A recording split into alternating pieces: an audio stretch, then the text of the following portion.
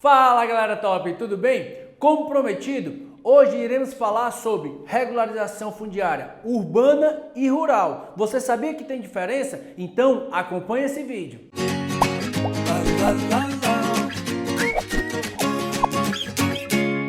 Baseado na Lei 13.465, a regularização fundiária é dividida entre rural e urbana. Para entendermos, é importante que você saiba que existe diferença entre as propriedades rurais e as propriedades urbanas. O imóvel urbano é aquele que, mesmo fora da sua zona urbana ou sem denominação de zoneamento, tenha ou possua no mínimo dois desses requisitos: meio-fio ou calçamento com canalização de água, abastecimento de água, sistema de esgotamento sanitário, rede de iluminação pública, escola primária ou posto de saúde a uma distância máxima de 3 km do seu imóvel. Já o imóvel rural segue a legislação agrária e é uma propriedade formada por uma ou mais matrículas de áreas contínuas do mesmo proprietário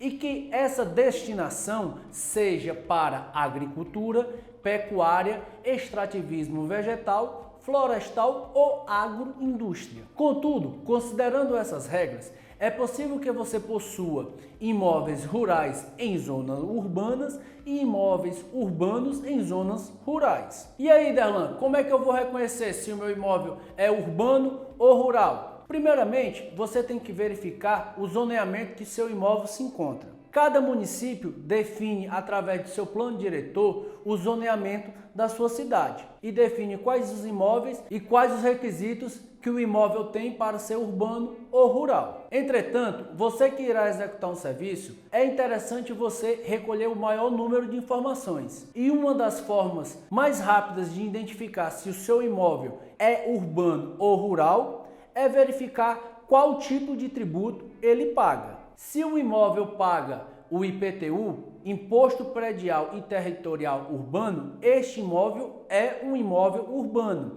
Já se o imóvel paga o ITR, Imposto Territorial Rural, este imóvel ele é rural. Bem, falaremos agora as diferenças entre as regularizações desses tipos de imóveis.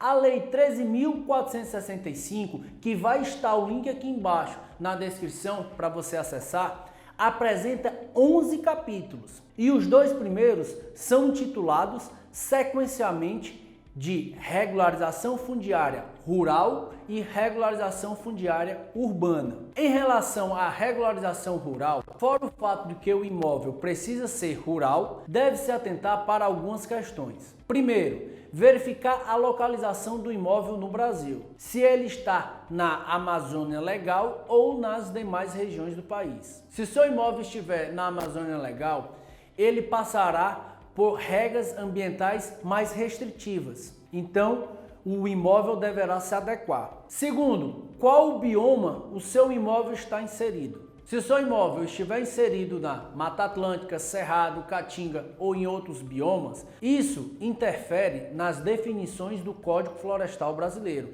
que seu imóvel deverá respeitar. 3. Definir quantos módulos fiscais é sua propriedade. Essa medida é definida pelo INCRA e vai depender de qual município encontra sua propriedade. Pode variar de 5 a 110 hectares. Vou te dar exemplos.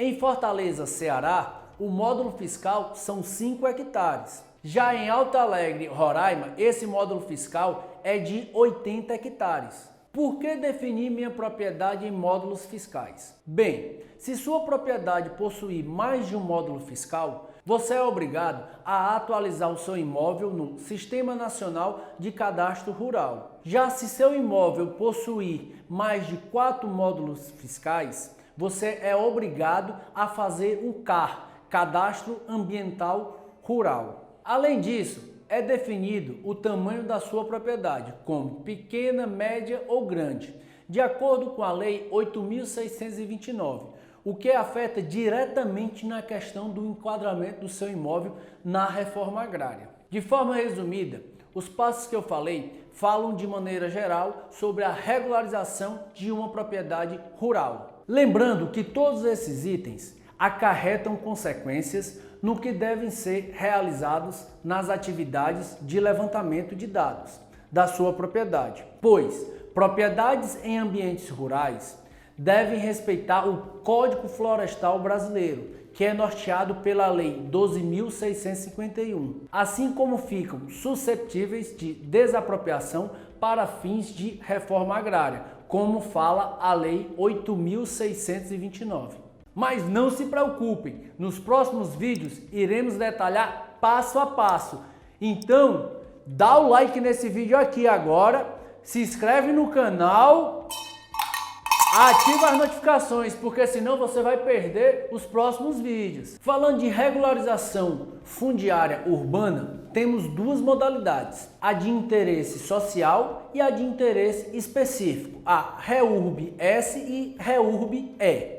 A regularização fundiária urbana, ou termo REURB, é definida como conjunto de medidas que visam incorporar núcleos informais urbanos ao ordenamento territorial, assim como conceber a titularização aos seus ocupantes. Esse processo inclui medidas urbanísticas, jurídicas, ambientais e sociais. Quando falamos sobre REURB de interesse social, ocorre em núcleos urbanos informais ocupados predominantemente por população de baixa renda. Já o REURB de interesse específico é aplicado nos núcleos urbanos informais ocupados por uma população não qualificada como sendo de baixa renda. A principal diferença entre essas duas modalidades está ligada às questões do financiamento do processo. O REURB de interesse social quase não tem custa dos proprietários. Já o REURB de interesse específico,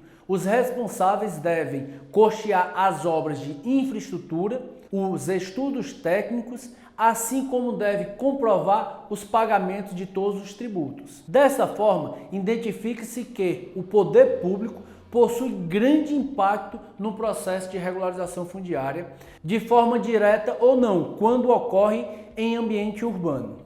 E aí, galera? Não se aveste, teremos outros vídeos falando sobre regularização fundiária urbana. De maneira geral, apresentei a vocês sobre o processo de cada tipo de regularização, mas o que foi apresentado foi apenas um resumo de todos os procedimentos. Nos próximos vídeos, iremos abordar mais sobre os tópicos mais importantes no processo de regularização. Abordaremos temas como procedimentos cartorários, procedimentos técnicos, CAR, XF, entre outros. Então acompanha a gente, galera top. Valeu!